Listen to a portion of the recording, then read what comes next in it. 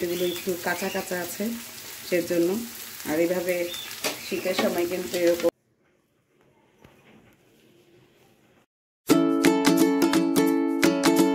আসসালামু আলাইকুম, স্বাগতম কনক সেবন ব্লগসে নতুন আরেকটি ভিডিও নিয়ে চলে এসেছি। আশা করছি সবাই খুব ভালো আছেন। আলহামদুলিল্লাহ আমরা ভালো আছি। তো সকাল সকাল আজকে ভিডিওটা শুরু করছি। আজকে অনেক মজাদার নাস্তা করব। আমি জানি অধিকাংশ বাঙালিরাই এই নাস্তাটা পছন্দ করে। আমার বিশেষ করে আমারও খুবই পছন্দের একটা নাস্তা, সেটা হলো এই যে নতুন আলু কেটে নিয়েছি, টমেটো, দেশি টমেটো, এটা একটু টক টক হয় কিন্তু এটা দিয়ে আলু ভাজিটা খেতে খুব ভালো লাগে। সাথে কাঁচামরিচ, পেঁয়াজ, ধনেপাতা এইভাবে এক ভাজি করব, মানে আলু ভাজি করব। তো আলু ভাজিটা এইভাবে রুটি পরোটা যেটার সাথে বলেন খেতে কিন্তু খুব ভালো লাগে, ভাতের সাথেও খুব ভালো লাগে। তো কড়াই বসিয়ে দিয়েছি, কড়াই গরম হলেই আমি ভাজিটা তৈরি করব। তো চলুন দেখবেন। তো কড়াইয়ের মধ্যে তেল দিয়েছি আস্ত জিরে, এখন দিচ্ছি পেঁয়াজ,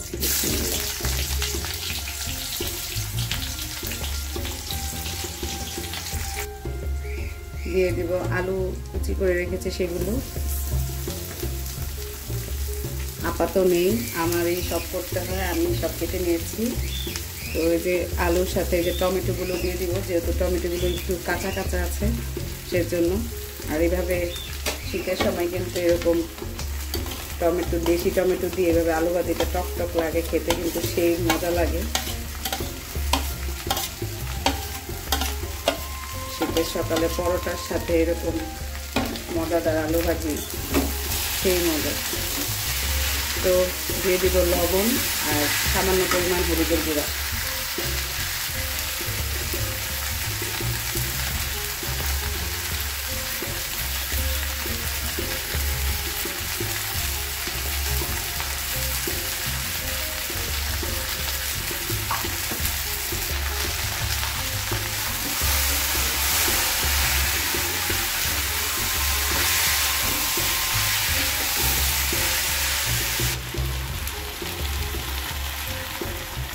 তো ভাজিটা হতে থাকো, যখন হয়ে আসবে তখন আমি ধনেপাতা দিয়ে দিব।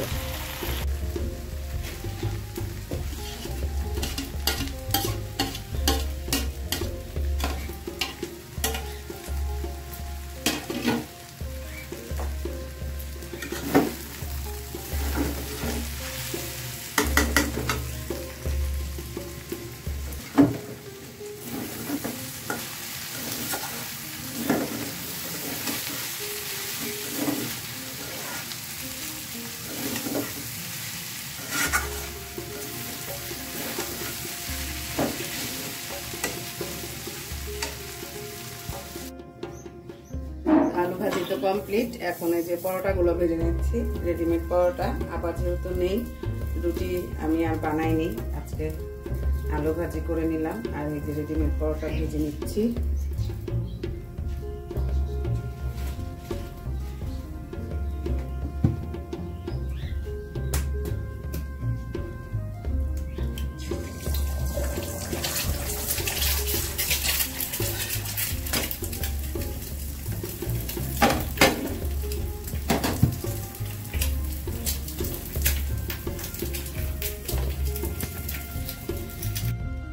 এই যে বরকে ডিম পোস্ট, আলু ভাজি দিয়ে এই যে পরোটাগুলো দিলাম।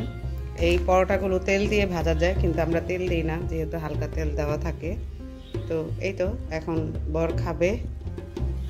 নতুন প্লেটে নাস্তা দিচ্ছে আজকে, এটা আড়ং থেকে সেদিন নিয়ে এসেছিলাম 2টা প্লেট দুজনের জন্য। তো তাকে তো নতুন প্লেটে দিয়েছি। তো আর নতুন আলু দিয়ে মানে আলু ভাজি, এই আলু ভাজিটা আমরা প্রত্যেক শীতে এইভাবে খাই। এটা আমাদের শীতের সময় প্রতিদিন আর কি রুটিনে এটা থাকবেই।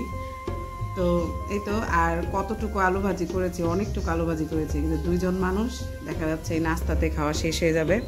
এই যে আমার জন্য নিয়েছি ডিম পোস্ট, আলু ভাজি। আমি আর প্লেটে নেই, আমি হাফ প্লেটে নিয়েছি।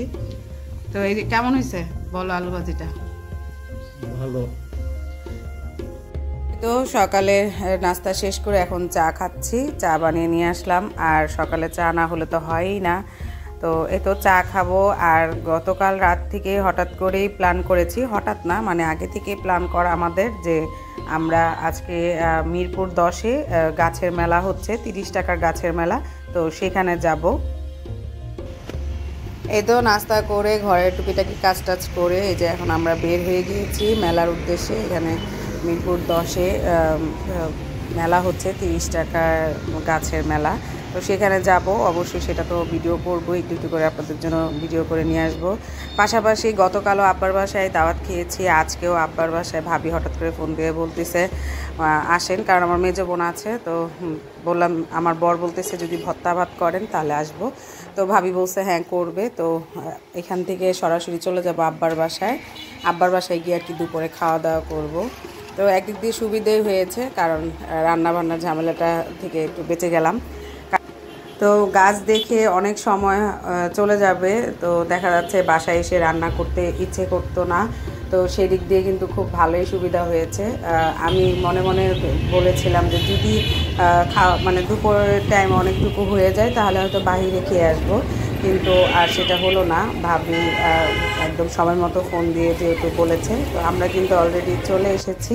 এটা হলো মিরপুর 10, মিরপুর 10 বলে, বেনারসি পল্লীর এদিক দিয়ে আসলেই রাব্বানি হোটেলের পাশে ওর দিক দিয়ে রাস্তাটা দিয়ে বললেই হয় যে কালো শহীদ মিনার। তো এই তো আমাদের খুঁজতে বেশি সমস্যা হয়নি, কারণ আমরা এখানে এর আগেও 2-3 বার গিয়েছি। এদিকে আমরা বোনরা মিলে আড্ডা দিয়েছি, আমার বোনের বাসা যেহেতু পাশে, তো ওই ভিডিও আছে। এখানে মাঝে মধ্যে আমরা ফুচকা চটপটি বা ওই যে মোমো খেতে যাই। তো এই তো এখান থেকে পরে আমি অনেক রকমের গাছ নিয়েছি, কিছু টুকিটাকি।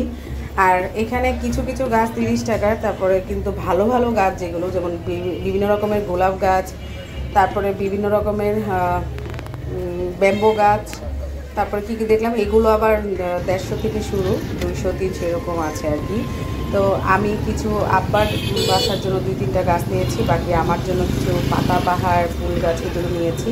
তো অনেক গাছ নিয়ে ফেলেছি, সেজন্য বর আমাকে রিক্সা দিয়ে পাঠিয়ে দিয়েছে, কারণ হুন্ডায় করে আর সম্ভব না যাতায়াত করা, কষ্ট হয়ে যাবে আমার, সেজন্য ও আমাকে রিক্সায় দিয়ে দিয়েছে। এই তো এখন ডাইরেক্ট চলে যাবো আব্বার বাসায়। আর কী কী গাছ নিয়েছি সেটা অন্য আরেকটা ভিডিওতে বলবো, দেখাবো ইনশাল্লাহ। তো আজকে আব্বার বাসায় এই যে অনেক রকমের ভর্তা দিয়ে খাওয়া দাওয়া করলাম। তো কেমন লাগলো অবশ্যই কমেন্টস করে জানাবেন আজকের ভিডিওটা। তো সবাই ভালো থাকবেন, সুস্থ থাকবেন, কনক ব্লগ থাকবেন, আমাদের জন্য দোয়া করবেন। আল্লাহ হাফেজ। শুটকি বোনা, মুরগির মাংস, পালং শাক দিয়ে চিংড়ি, মাসকালের ডাল, দুপুরের সেই স্বাদের খাওয়া দাওয়া।